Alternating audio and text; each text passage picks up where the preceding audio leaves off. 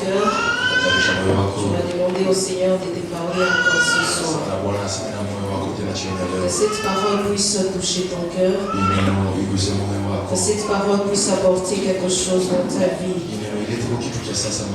Élève ta voix, prie à Dieu. Élève ta voix, prie à Dieu. Élève ta voix, prie après ton cœur ce soir.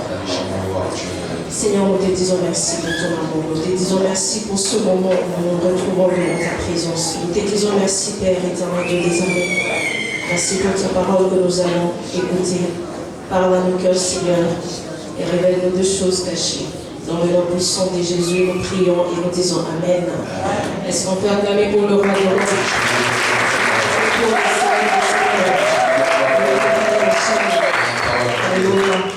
Hier, on a décollé.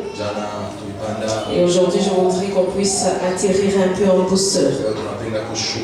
Voilà, comme vous le savez tous, avant de commencer avec notre thème, je dis merci à Mandadi, lui qui est notre coach. Je dis merci à Mamie, son encadrement. Merci à Maman Yvette. Merci à tous les comités de maman de nous avoir choisis pour que nous puissions parler de la part de Dieu. Nous vous disons merci, peuple de Dieu, parce que vous nous prêtez, vous nous donnez votre oreille pour écouter Dieu au travers de nous. Alors, notre thème de notre convention, reste au ta position. Il est tiré du psaume 45, 10 à 18. Nous aurons les temps de lire ça à la maison. Notre sous-thème pour ce soir, il est intitulé de la suite, ne doute pas de ton identité dans le royaume. Ne doute pas de ton identité dans le royaume. Alors mon passage du jour, il est tiré dans Matthieu 4,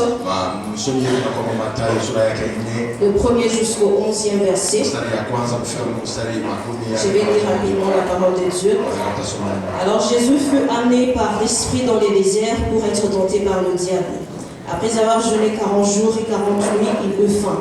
Les tentateurs s'étant approchés, lui dit: si tu es fils de Dieu, ordonne que ces pierres deviennent des pains.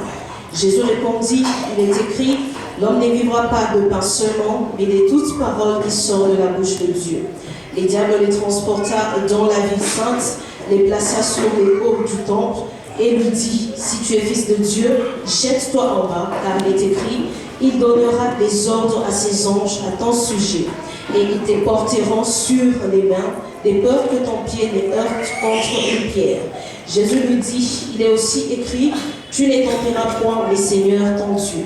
Les diables les transporta encore sur une montagne très élevée, lui montra tous les royaumes du monde et leur gloire, et lui dit: je te donnerai toutes ces choses si tu te prosternes et m'adores. Jésus lui dit: retire-toi, Satan, car il est écrit, tu adoreras le Seigneur ton Dieu et tu le serviras lui seul.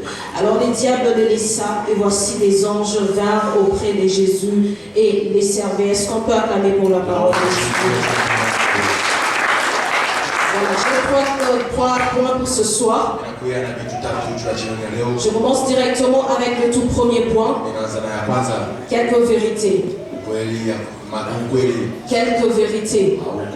La première vérité, la parole de Dieu nous dit, c'est l'Esprit de Dieu qui a conduit Jésus dans les déserts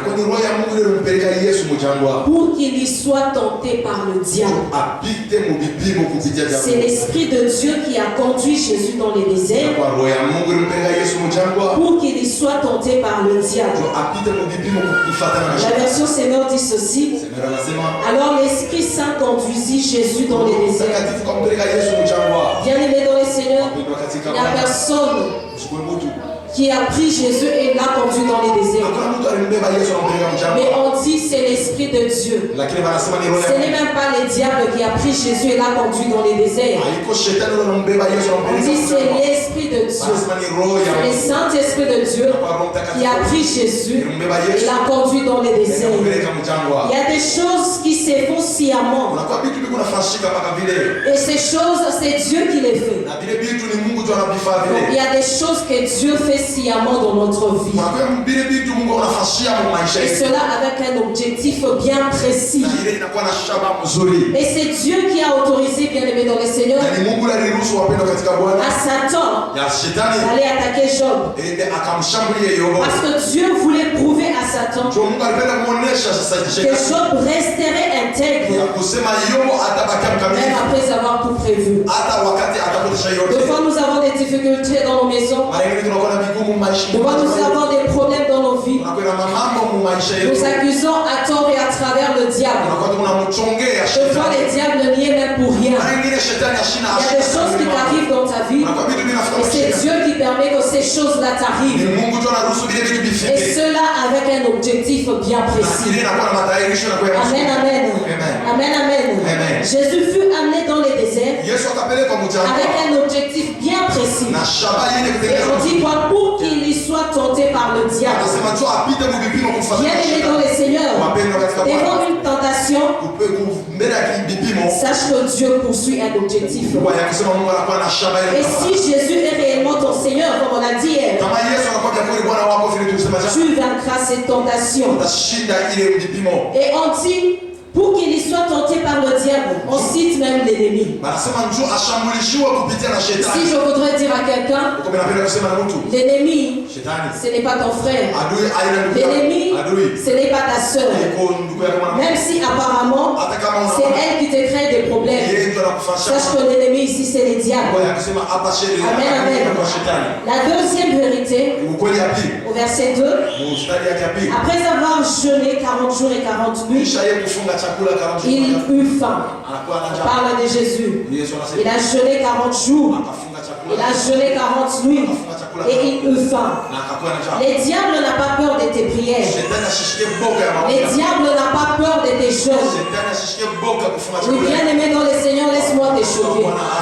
Ce n'est pas tes prières qui font peur au diable. Non. Ce ne sont pas non plus tes jeûnes qui font peur au diable. Mais le diable a plutôt peur de ton identité. Le diable a plutôt peur de ta connaissance que tu as de Christ. Et la ruse du diable, c'est qu'il peut te laisser prier, il peut te laisser jeûner, mais il vient combattre ton identité. Il vient combattre la connaissance de Christ que tu as. Il t'amène sur le chemin de l'ignorance. Amen, amen. La troisième des vérités, Jésus a vaincu toutes sortes de tentations dans sa dimension humaine. Jésus a vaincu toutes sortes de tentations dans sa dimension humaine. J'aime beaucoup ces syllogismes.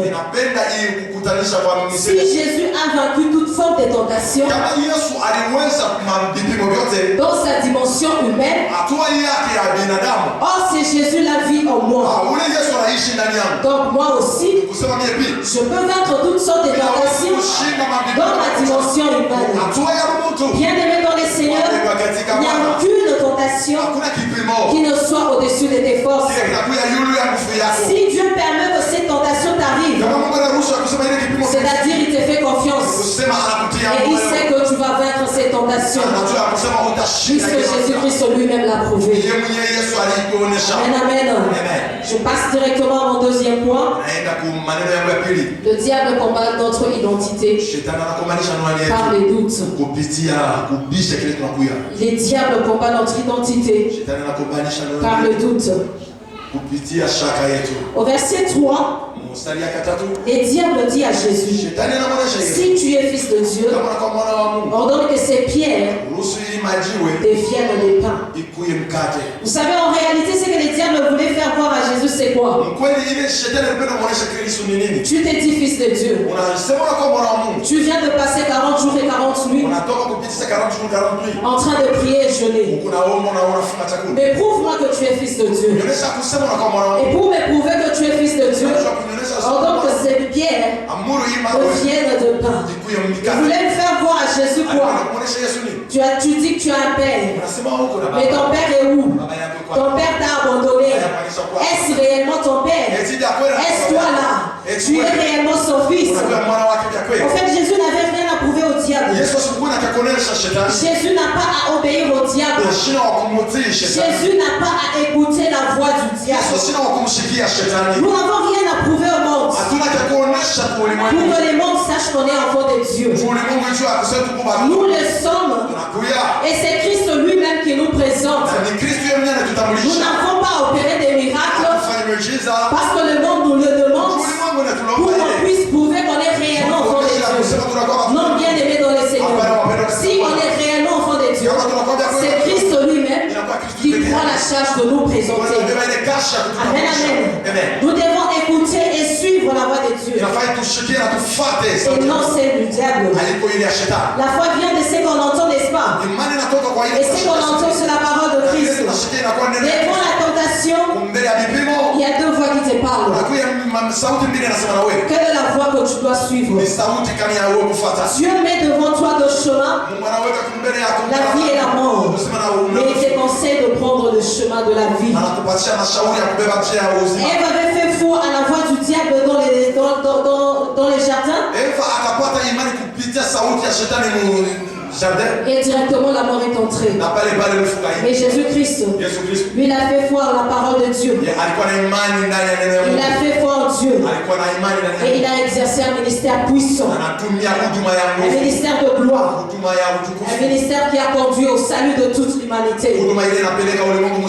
Si par Adam et Ève, la mort est entrée parce qu'ils ont écouté le diable, sachez que par Christ, la vie est entrée parce que lui, il a écouté Dieu. Devant n'importe quelle tentation, devant n'importe quelle situation, bien aimé dans les Seigneurs, apprends à écouter la voix de Dieu. Amen, amen. Amen, amen. Est-ce qu'on peut acclamer pour ces trois? Je passe directement à mon troisième point. Les trois raisons pour lesquelles les chrétiens peuvent trahir leur identité. Les trois raisons pour lesquelles les chrétiens peuvent trahir leur identité. La première raison, c'est la faim. Un chrétien peut facilement trahir son identité à cause de la faim. Dans Matthieu 4:2, la parole de Dieu nous dit ceci: après avoir jeûné 40 jours et 40 nuits, Jésus eut faim. Comme tout homme normal, Jésus avait faim. Et c'est un sentiment qui est tout à fait normal. Et c'est un besoin humain. Il n'est pas interdit d'avoir faim.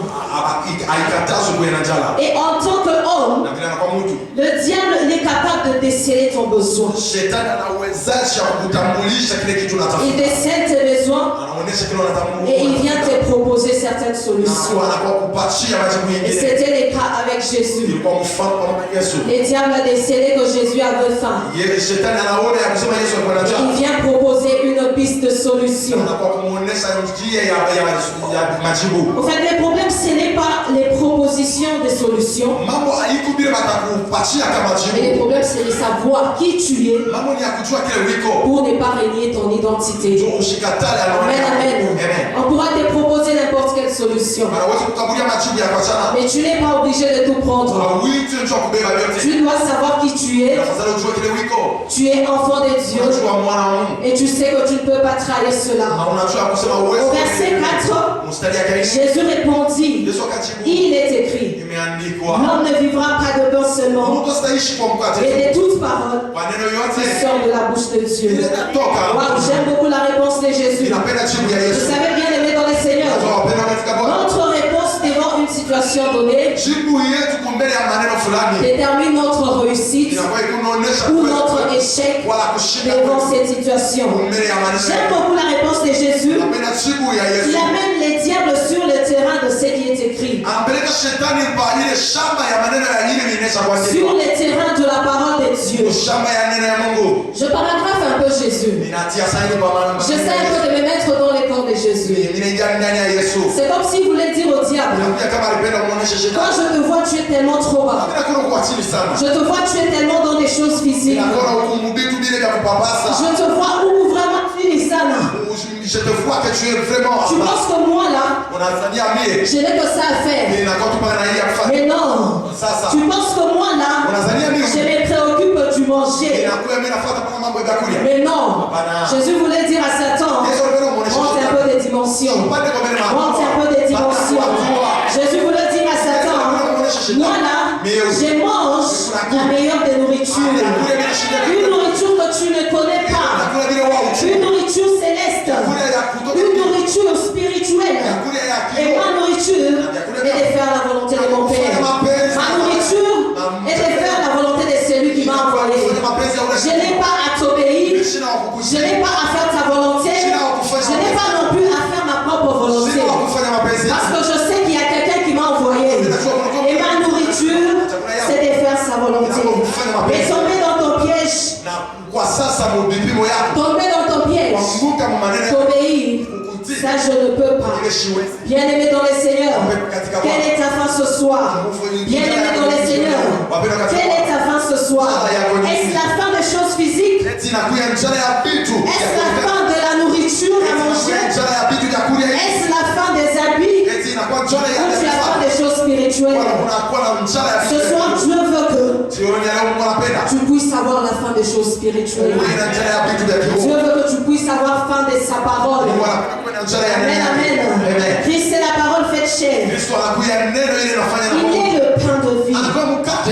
Il est le pain chaud dont tu as besoin. À chaque instant de ta vie. Pour vivre une vie de royauté.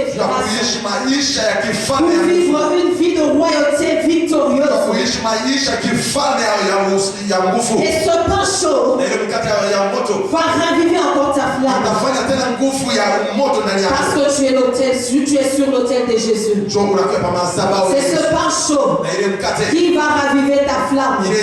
Parce que tu es sur l'autel de Jésus. Parce que tu es sur l'autel de Jésus. La deuxième raison pour laquelle le chrétien peut y abandonner sa foi, pour renier son identité, vous avez des dangers. Lorsque vous lisez les versets 5 au 6,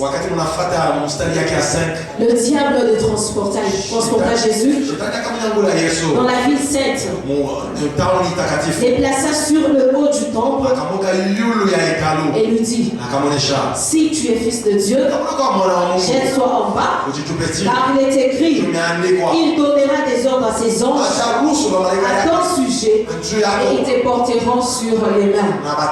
Alléluia. Alléluia. Et par là, je comprends que le diable, il a compris la stratégie de Jésus. Il dit, ce monsieur ici vient de me gagner, 1 but à 0, ce n'est pas un problème. Je comprends maintenant sa stratégie. Sa stratégie, c'est il est écrit. Ok, je vais aussi sur son terrain et il est écrit. Comme ça, quand il va entendre les il est écrit, il va exactement céder. Et là, je veux aussi gagner. Amen, amen. Amen, amen. Amen, amen. Le diable a oublié une chose. Le diable a oublié que le problème, ce n'est pas les il est écrit. Le problème, c'est la bouche d'abord qui prononce les il est écrit. Amen, amen. Amen, amen. Cette bouche agit avec ruse. Cette bouche, c'est les mensonges même en personne. Bien-aimé dans le Seigneur, le problème, ce n'est pas la parole qui sort de ta bouche. Le problème, ce n'est pas parler de Christ. Le problème, ce n'est pas servir Christ. Mais le vrai problème, c'est d'abord toi. Le vrai problème, c'est d'abord ta vie. Es-tu un modèle pour les autres? Peut-on te faire confiance? Peut-on croire en toi? Car n'importe qui peut prétendre parler de Christ. N'importe qui peut prétendre annoncer la parole de Dieu. Mais la parole de Dieu nous dit, vous les reconnaîtrez par leurs fruits. Oui, la parole est vraie. Mais est-ce la personne qui annonce cette parole est-elle vraie? Tu sais, oui, il n'y a pas de Oui, tu sers dans différents départements, il n'y a pas de souci. On te les conseille. Mais toi-même, est-ce que tu es vrai? Ce qui sort de ta bouche, est-ce que ça reflète ce que tu es réellement? Ou soit tu dis aux gens, faites ce que je dis, ne regarde pas ce que je suis. Ou faites ce que je dis, ne faites pas ce que je fais. Donc bien aimé dans le Seigneur, ce que tu dis et ce que tu fais doit concorder. Ce que tu dis et ce que tu fais doivent être pareils. Amen, amen. Amen, amen. Dieu a d'abord besoin de toi. Pas de ton service. Il a d'abord besoin de ta personne. Il a d'abord besoin de ton cœur. Il n'a pas d'abord besoin de tes sacrifices. La meilleure offrande que tu puisses donner à Dieu, c'est d'abord toi. La meilleure offrande que tu puisses donner à Dieu, c'est d'abord ton cœur. J'ai beaucoup aimé la réponse de Jésus. Après avoir suivi les diables. Avant d'arriver à la réponse de Jésus, au fait, vous savez, les diables, il a oublié que il était en face de la parole même. Quand il dit à Jésus, il est esprit. Ce qu'il a oublié, c'est qu'il est en train de parler à la parole. Cette parole qui s'est faite chair. Jésus-Christ de Nazareth. Cette parole qui a habité parmi vous. Alléluia. Jésus lui dit, il est aussi écrit. Tu ne tenteras point le Seigneur ton Dieu. Laissez-moi paraphraser encore Jésus. Je me mets dans la peau de Jésus. Jésus dit ceci. Mais petit, tu comprends toujours. Petit, tu ne comprends pas que tu es en face de la parole. Donc sache que tu ne peux pas me dribbler. Les diables pensaient dribbler Jésus alors qu'il était en face de la parole. Il dit, tu ne peux pas me dribbler quand tu es sur mon terrain. Les diables ont commis une erreur. D'aller sur le terrain de Jésus, le terrain que Jésus maîtrise le mieux. Et si tu penses avoir monté des dimensions en m'imitant avec le, il est écrit, tu es toujours en retard. Parce que toi tu as toujours été en retard. Il y a quelque chose que tu ne connais pas. Il y a une dimension que tu ne connais pas. La dimension de, il est aussi écrit. Donc si tu es dans les écrits, sache que moi je monte de dimension. Je vais dans la dimension de, il est aussi écrit. S'il y a le, il est écrit, il y a aussi il est écrit. La dimension du réma. La dimension de la révélation de la parole. Et cette dimension est réservée à la famille royale. Or, le diable n'appartient pas à cette famille. Donc, il ne peut pas connaître ces dimensions. Alléluia. Alléluia. Ce soir, je voudrais te demander bien de entre dans la dimension du réma. Entre dans la dimension de il est aussi écrit. Et Jésus poursuit en disant, écoute petit, tu n'étendras point les seigneurs ton Dieu. Or, Apocalypse nous présente Jésus comme le roi de rois, le seigneur des seigneurs. Jésus voulait dire ceci au diable. Si toi tu as un royaume dans lequel tu règnes, sache que moi je suis le roi de rois. Je suis au-dessus de tous les rois.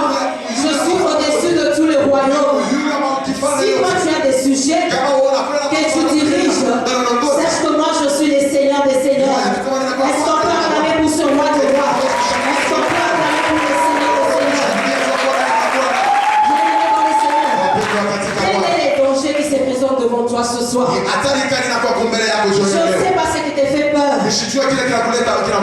Quel secours le monde te propose? Ce soir, je te présente la meilleure des solutions. Ce soir, je te présente Jésus-Christ de Nazareth. Cet homme de Galilée. Lui, il est le roi de rois. Lui, il est le Seigneur des seigneurs. Ce soir, il se révèle à toi dans la dimension du lion et dans la dimension des l'aigle. Vous savez, le lion, c'est le roi de tous les animaux terrestres.